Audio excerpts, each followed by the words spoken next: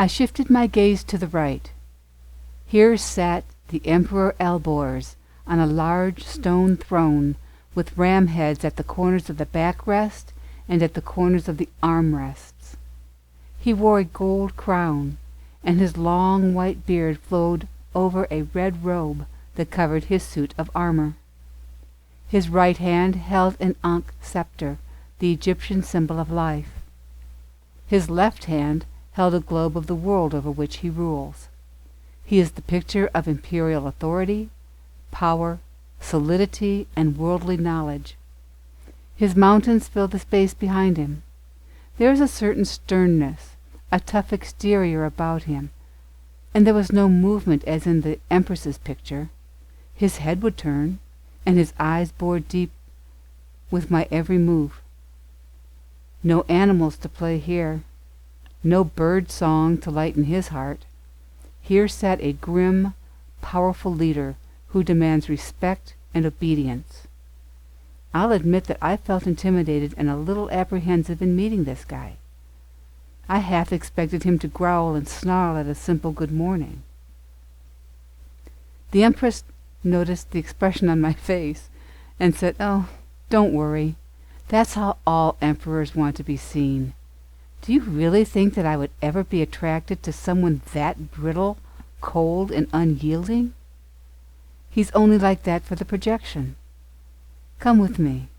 Today is one of his favorite days, the day he reads stories to the children of the kingdom. He's more grandfatherly than most folks think." After hearing a wave of children's giggles behind the door to the throne room, I suddenly felt better. We went in to find parents and their children haphazardly sprawled out on the floor with blankets and pillows. It was the round room encircled with the tall, thin, arched windows I had noticed earlier. We stood in the back of the room, away from a large table filled with food, hopefully unnoticed. The Emperor was quite different than his projection. He still wore his crown, but now his long white beard flowed over a soft cloth tunic, with the sleeves rolled up to the elbow. His hair was tied back with a simple leather strip.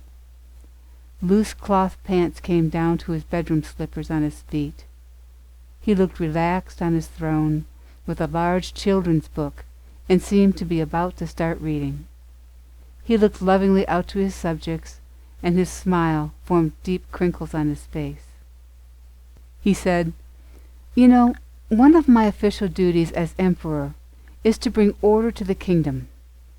I am responsible to keep everyone safe and secure, the rules fair but firm, and the kingdom well organized and on a solid foundation like the mountain we live on. This is one of my favorite short stories that explains all that." After a silent pause to garner everybody's full attention, he started. "Once upon a time, there lived 3 little pigs who set out into the world to seek their fortune and build their houses. The youngest pig built a house of straw, and the second pig's house was made of sticks. They were finished quickly and without a lot of hard work. The third and oldest pig built a strong house of bricks and mortar with a solid foundation, knowing that a wolf lived in the nearby woods that liked to catch little pigs.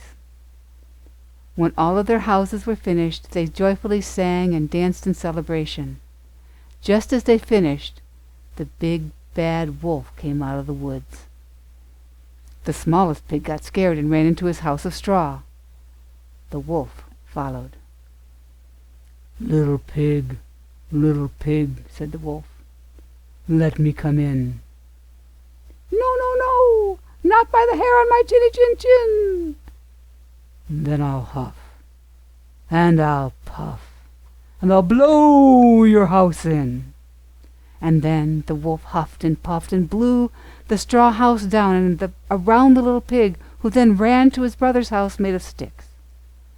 The big bad wolf followed him to the second house. Little pigs, he said, "let me come in." "No, no, no, not by the hair on my chinny chin chin." "Then I'll huff, and I'll puff," said the wolf. "And I'll blow your house in." And then the wolf huffed and puffed and blew the house of sticks down. The two little pigs then ran to the oldest pig's house, made of bricks and mortar. The big bad wolf followed the two pigs to the third house. Little pigs, said the wolf, "let me come in." "No, no, no, not by the hair on my chinny chin chin." "Then I'll huff," said the wolf, "and I'll puff, and I'll blow your house in." And he huffed and puffed and tried to blow the house down, but as hard as he tried, he could not. The house was very strong, and the three pigs stayed safe inside. The emperor said, "I'll stop here to make my point. We are all like these three little pigs. Sometimes we want things done quickly so we can take the easy road to see the results sooner. There may be small inconveniences that may easily be fixed, but we can handle that. What we couldn't handle is if something as big as the big bad wolf comes along. That's why we need to be thinking how to build a strong house of bricks with a solid foundation to get through the tough times so that there would be nothing that could hurt it. I like to think that our solid foundation is our love of the One. Our brick house is our love of family and friends that is held together with a mortar of respect and kindness. Remember, a part of my job is to make sure this kingdom can make it through anything, and you are all safe and well taken care of. But I don't do it alone, and I have a secret. Do you want to know what it is?" The room fell silent as the children stopped fidgeting, nodded, and the laser focused their wide open eyes on the emperor. The emperor looked around the room conspiratorially, and in a stage whisper said, "The secret is, I have heroes and helpers, lots of them. Now, don't go thinking that only people in the military can be heroes. They are, and they save many lives and help make our lives better and safer. Many of them become the police and first responders that come to help us when we need them. But there are also medical heroes, the doctors and nurses, and all of their helpers. There are those who do the research and development of medicines and procedures that keep us healthy. There are others who keep track of our health history so that things don't get mixed up. There are also the people in the supermarkets who keep our food fresh and safe. They quickly get the food from the farmers to our stores in a safe manner. Others in the markets stock the shelves and keep the place clean. They are all heroes and helpers. But you need to do your part as well. You need to maintain this beautiful place by cleaning up after yourselves and appreciating all you have. Remember to say your prayers at mealtimes and before you go to bed. Be kind to each other. That's really important too. Oh, and when you find yourself in a tough spot, always look for the helpers. They are all around you all the time." After a short glance around the room and at the children's faces, he said, "You got it? Good. Then let's eat. There'll be plenty more stories afterwards." Well, apparently everybody was hungry, and the crowd quickly ran to the buffet, leaving the emperor to notice us in the back, and he walked over to greet us. Hugging his wife, he said, "My love, Elahe, I see you have brought friends to our get-together. Sweet Anaiekia, so good to see you back in our home. I trust your friend here is doing well?" He shook my hand with a firm grip and a warm smile. I acknowledged that I am doing quite well, thank you, and the journey has been very enlightening. I thanked all three for the insights I had been hearing, but by the expression on Inaiekia's face, I knew that we could not stay much longer, although I would have loved to, and we declined the invitation to the enticing midday feast. He said, "Well, I'm disappointed, but I understand. There are moon stairs through that doorway, but I must instruct you on their use, because it's a little different than how you've been using them. Come with me." We crossed the room to a wooden doorway to the right of the throne. It led to a softly lit hallway that gradually rose to a gold-shuttered doorway. The shutters depicted the many flowers, birds, and animals of the kingdom. Bright light glowed through the cracks that almost hurt my eyes. On the wide steps leading up to it were 2 moons encircled with crystals. The emperor explained, "On this set of stairs are the 2 moons you see here. On the left, for the empress, is the moon surrounded by emeralds. They are for a regeneration and recovery of your heart dreams by enhancing unconditional love, unity, and friendship. On the right, for me, is the moon surrounded by rubies. The rubies will provide you a shield against negative energies, strengthen your courage and leadership qualities in your spiritual endeavors. As you climb, for each step, place your left foot on the Empress's moon, then your right foot on mine. This will balance your female and male energies as you go. My blessing to you is a solid foundation with which to build a heart-centered life." "And I," said the Empress, "send you with a blessing for abundance. We have spoken at length as to what that means, so I will not go into it again. Our flowers will gift you with their blessings as well.